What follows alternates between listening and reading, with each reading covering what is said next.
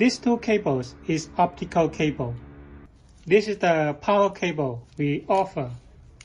It also have the hose for the optical cable. So you have to move the optical cable from the original power cable to new power cable here. In fact, no matter you install the CarPlay or Android screen, this is the first step. The first thing is to take out the optical cable. These are the locker here. And take it out. Here. That's quite easy. Here. You need to notice when you insert to the new power cable, you need to move to the correct spot here, correct hole here. There's two holes.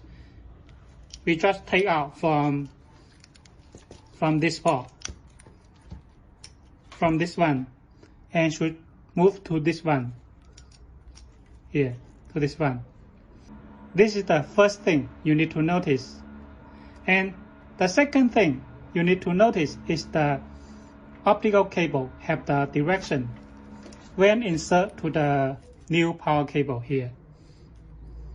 If I insert to this direction, that's a little hard to insert it.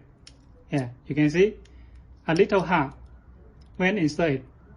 But we have some friends also insert to this port. The direction is upside down. It have problems. It also have the sound, but have problems, such as some of original functions will not work or have error. The correct direction should be like this. Here, you can see that's quite easy to insert it when the direction is correct. Here, see? Here, you can see this direction is correct.